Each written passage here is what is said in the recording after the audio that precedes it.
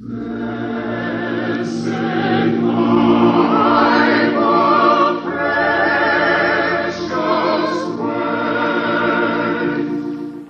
friends.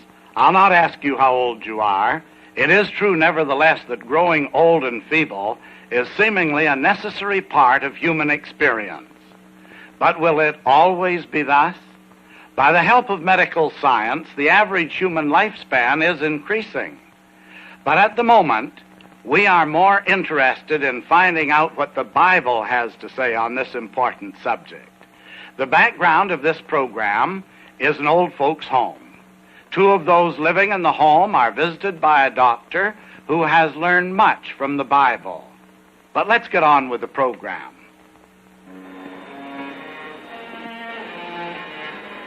It's your move. No, I think it's your move. You sure? No. I guess I'm really not sure.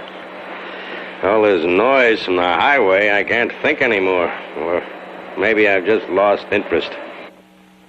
Me too. I think we must have played over 100 games, wouldn't you say? We ought to think of something else to do. Let's go down and watch the ball game on TV. No. Set broke down. Why don't they get it fixed? The repairman came up and he said he didn't know what was wrong. How could that be? And he admitted it. Can you imagine? He gave up on it. I told him it was a very simple problem. The set just got plain tired, plumb worn out. Like us. My back. I tell you, that arthritis, I wouldn't wish it on my worst enemy. Yeah. Doesn't do any good to complain. Not around here, there isn't. Say, have you heard about the new doctor? They say he's terrific. Young fellow. What can a young fella know? Oh, don't kid yourself. These new fellows know all about these new wonder drugs. I just hope he's got something for my arthritis. I heard that Menigen, Menigen up on the 4th floor. Well, anyway, this new doc gave him something that made a completely new man out of him. Really?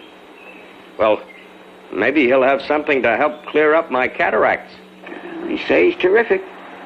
Matter of fact, he'll be coming around on the floor this morning. 10 o'clock, he should be here any minute. He walks around with a little black bag. Well, let's hope he has a few miracles in that bag. What's his name? Dr. Christensen. Mm-hmm. Oh, man, that's what I need, is a good, solid miracle to make me feel like I used to feel when I was 16 years old. Those were the days. I'll say. Did I ever tell you I used to pitch for my high school team? Won every game but one. Yeah, I used to pitch too. 5 straight shutouts. What do you mean, shutouts? Didn't lose a game.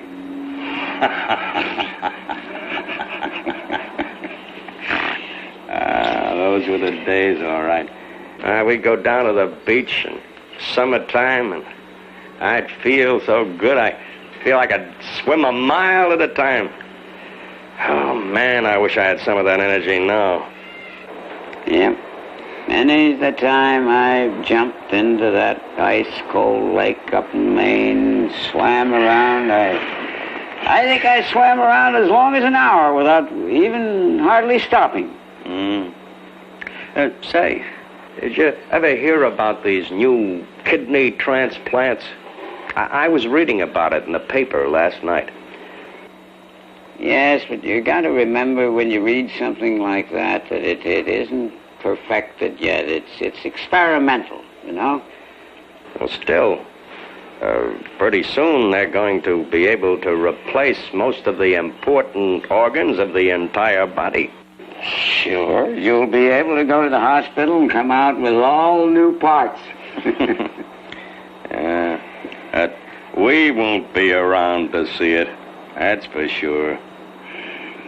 It's a bore getting old. I mean, I never thought I'd hate it so much. Nature gets more cruel when you get old, there's no doubt of it. Well, there's no use crying about it, is there? Fact is, we can't trade in our old parts for new ones. Fact is, we've had our day. Youth is something we'll never see again. Youth is nothing now but a lot of thinly remembered memories.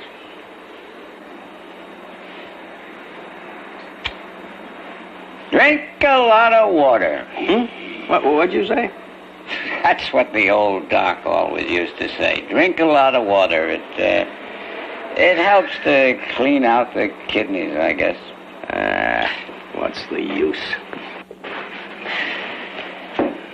Nothing works anyway. When you get to be a certain age, you get aches and pains, and that's it. The only thing you can do is just accept it. The only thing that would help us now is a miracle. And they don't have any of those anymore. Oh, I don't know. Maybe one of these miracle drugs will do more than you think. No miracle drugs. What I mean and what we need is a plain, old-fashioned miracle. Here he comes.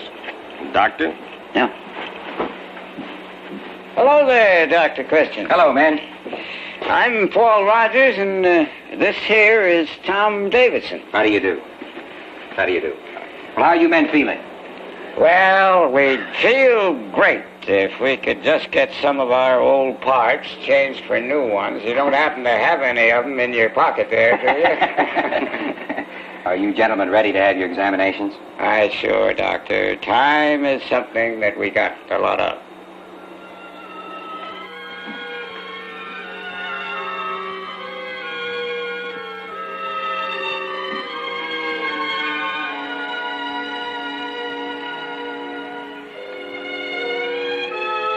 Did you find it? Find what? Did you lose something? A red ball. I lost my red ball. I see. Well, now, let's take a look for it, shall we?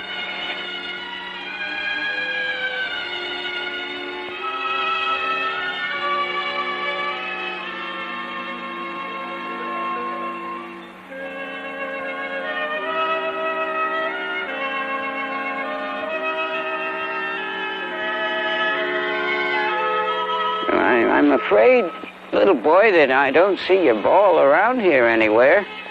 But I'll tell you what, I'll keep my eye out for it. What's your name? Alan. What? Alan. I see. Where do you live? Want to tell me where you live so that if I find your red ball, I'll know where to return it? I live in a big green house. Of course, yes. I know the one. And don't look sad. You know why I say that? Because even if you have lost your ball, it can be replaced. And that's the truth. You ask your father and mother, they'll tell you the same thing. So promise me now you won't be sad, okay? Okay. Bye now. Bye. There it is. And there it goes. Infancy. So fast. Like a dream, so fast. The first walking and running and tumbling. Infancy. Hardly conscious of anything except that the world belongs to you. School days. The learning. The taking hold of the world in a million different ways. The struggle to be in charge. To be able to stand on your own 2 feet, to make your own decisions. The pain you feel when you're ignored. The teenage years, the tremendous effort to be grown up. The terrible importance of clothes and appearances of being grown up. And yet behind it all, the sense that you are the center of the universe. 21. The days of decision. They spread out before you like a rainbow. What will you be? What will you do? What will you accomplish? Who will you marry? Decision. And again, the world is all out there ahead of you. Marriage. Days of new beginnings. New home. Children. Job. Now the reality begins to happen. Now there are not so many dreams. Now there's the deepening sense of what is real. And the children. The future is there even more than before. And then suddenly the children are grown up. And the future seems hardly more than the present. Funny. The future. What is it? Do I have any future?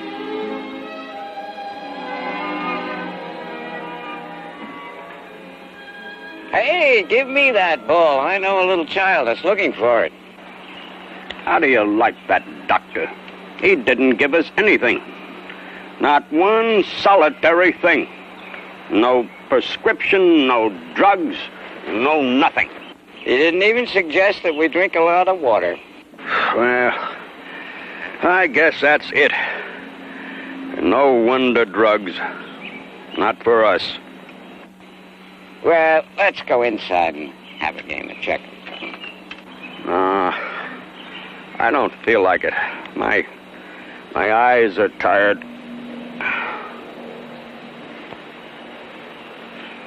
Hello, fellas. Say, you're, pretty young for a doctor, aren't you? You don't hold that against me, do you? No. You didn't happen to prescribe anything for us, did you? No, would you like me to? Yeah. How about one of those new wonder drugs for a good refresher? Times of refreshing. What did you say? I said times of refreshing. That's an expression found in the Bible. The Bible makes certain promises in connection with it. What kind of promise? Well, for one thing, that our bodies will grow new and young again. The prophet Job foretold of a time when the people would return to the days of their youth. Do you believe that? Yes, of course. Are you a doctor or a minister? Well, actually, I'm a doctor, but I love the Bible. I've studied it a great deal, and what I find in it, I like to share with others. I know of no greater way to give people hope than to remind them of the promises of God. Well, that's certainly unusual. Oh, I don't know. All doctors, in addition to prescribing medicines, endeavor to give their patients hope whenever possible. And to me, the promises of God are the very best source of encouragement and hope.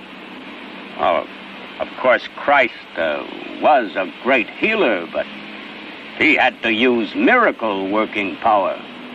No doctor today can perform miracles as Jesus did. And that's true. But you know the fulfillment of the promises of God will call for miracles. Like what? Well, the prophet Isaiah wrote of a time when the lame would be able to walk and the eyes of the blind would be opened. The Bible also says that at that time there will be no more pain or sickness, and that all tears will be wiped away. Isn't that what it's supposed to be like in heaven? Well, of course, there's no sorrow or death in heaven, but the promises of God which I've mentioned will be fulfilled right here on earth in behalf of the human family. When is all this supposed to happen? In a period described in the Bible as the times of restitution of all things. What does restitution mean? The word restitution simply means restoration. And these foretold times of restoration will be a period during which, by divine miracle-working power, the entire human race will have the opportunity of being restored to health. And so completely that they will no longer need to to grow old and die. I know a little bit about religion. I'm fairly familiar with how Jesus died on the cross to save us. But as far as I can see, that's as far as it went. It certainly hasn't changed the course of the human condition as far as sickness and death are concerned. Even those people who believe in Christ grow old and die, same as everybody else. I realize what you've said up to a point is true, but, you know, in the great plan of God for the recovery of the human race from sin, sickness, and death, there is a due time. And this due time for the people to benefit materially from the death of Jesus as their Redeemer will be in the times of restitution. It is Jesus' death and resurrection which makes possible this future time of restoration. And in that due time you speak of, will it be true that those who believe on Jesus as the Redeemer won't have to grow old or die? That's what the Bible teaches. When will that due time arrive? Well, the expression, the times of restitution, was used by the Apostle Peter in a sermon he preached pertaining to the work of Christ following his second coming. That's strange. Many people believe that the time for the return of Christ is a sort of doomsday. But that's wrong. The Bible shows that it's a time of great blessing for the people, a time of restoration, not of destruction. And it'll be a time, according to the Bible, when Christ will establish a worldwide government of peace and security. You mean that human beings will be able to establish some sort of super society? Oh, man won't be able to do this, but Christ will. The kingdom of Christ will be set up on earth by divine power and authority. It will in no way associate itself with the governments of this world, much less depend upon their military might for support. You see, Jesus explained to Pilate that his kingdom was not of this world. That means that it will not depend upon the methods of government used by the governments of this world. Doctor, is what you're saying actually stated in the Bible? Oh, indeed it is. In a prophecy pertaining to our time, the Bible says, "In the days of these kings shall the God of heaven set up a kingdom which shall never be destroyed. And the kingdom shall not be left to other people, but it shall break in pieces and consume all these kingdoms, and it shall stand forever." That indeed is a wonderful promise. And somehow I get the thought that the fulfillment of this promise will mean divine intervention in the affairs of men. Is that the thought? Yes, that's true. The Bible emphasizes the fact that Christ's kingdom will not be of human making. Therefore, it will not be contaminated by selfish intrigue or corrupt power politics. Well, it makes me feel younger just to think about that world government ruling throughout the earth. A government where there'll be peace and also life and health. You know, Doctor, it takes a lot of faith to believe anything like that. Oh, that's true. But we all profess to believe that God raised Jesus from the dead. Now, that also requires faith. And if divine power was able to accomplish that, well, certainly the same power working through the resurrected Jesus will experience no difficulties in establishing that wonderful kingdom of promise. Doctor, I don't want to be a pessimist, but if what you say is true, why wasn't this kingdom established when Jesus was raised from the dead? The Bible answers that question also. You see, while it's true that Christ's kingdom is not fashioned after earthly governments, God is calling out from the entire human race a company of people who, through their obedience to him, prove worthy of being associated with Jesus and his kingdom. Now, the Bible refers to these people as reigning with Christ. So, the intervening time from the resurrection of Jesus to the establishment of his kingdom is a period during which these people are being called. It's a period during which these people are being called out from the world and prepared to reign with Christ. Now, when this work is complete, Christ's kingdom will be fully established. But the ones you speak of, the faithful Christians, I take it, have all died like everybody else. How can these reign with Christ? They, like Jesus, will be raised from the dead in what the Bible calls the first resurrection. That's hard to believe. But it shouldn't be. If we believe that God raised Jesus from the dead so that he might be the King of Kings, why should it be difficult to believe that God could raise his true followers from the dead in order that they might reign as kings with it? Well, I suppose it shouldn't be. You see, once we accept the fact that God promised through Jesus to establish a kingdom on this earth, then we should have no difficulty in believing that he will do anything that is necessary in order to fulfill that promise, even to the raising of the dead. Man has used his wisdom to develop instruments of death in order to maintain his governments. For the Lord's ways are higher than those of man. God uses his power to supply rulers for his kingdom by raising them from the dead. No wonder Jesus said, "My kingdom is not of this world." And it will be in that kingdom that mankind will regain life and health. That's right. And that will be a time when we'll have a real chance to get our health back. That will be the time, according to the Bible, when the lame will be able to walk, the blind to see. You know, Doctor, you amaze me. Why is that? Well, we expected medicine. And what did we get? What did you get? Well, I don't know about Tom, but Doctor, you have given me hope. Hope that one day we'll be able to regain our youth and health. Now, that should be better for you than pills, shouldn't it? Or would you prefer pills? No, I can't say that. Of course, pills have their use at the present time. We often need them very badly. The only thing is, Doctor, that according to the picture you've drawn for us, we still will have to die before the kingdom time of restoration comes. That's probably true. But it might help you not to think of it as death, but as sleep. The Bible calls it the sleep of death. From that sleep, all will be awakened in that new day of Christ's kingdom. Well, fellas, I'll see you again tomorrow. We'll be looking for you. Take it easy now. Goodbye now, and thanks. Right. Well, what do you think of that? Well, he's a strange sort of doctor. But I have to admit, I liked what he had to say. He seemed to really know what he was talking about. He surely did.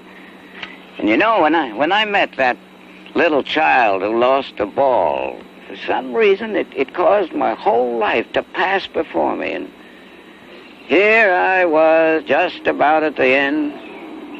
Nothing to look forward to except play checkers or watching TV when the set works. But now it seems different. Growing old is not all there is to it. After sleeping in death for a while, we'll have the opportunity of returning to our youth. You know, Paul, I've been thinking about time, too. How many kinds of time are there? Well, I suppose you could think of time in 3 dimensions, like the past, the present, and the future. Well, I was beginning to think of that the past had little value except something to think of as having passed. But you know, the doctor got his information about the future from the past, from the prophets of the Bible. That makes the past pretty important, doesn't it? Right. And don't forget, our brief past is pretty important also. We have learned many lessons. We have made many friends. And while we have to leave those friends for a while, I now believe that we will see them again in the future. That future which will be Christ's kingdom. Tom, you really are thinking deep since the doctor talked with us. Well, it makes sense, doesn't it? Think about it. It really makes sense. I agree, it really does. So, with the kind of future the Bible promises, we're not nearly as old as we think. How do you figure that? Because the future is ours. And it's a future which will be greater and grander than anything in our past or our present. Okay? Okay! Let's take that walk. I'm feeling fine at the moment. So am I. And you know, I can't wait for that doctor to come tomorrow. There's a lot of questions I'd like to ask him. And we know he will have the answers right from the Bible.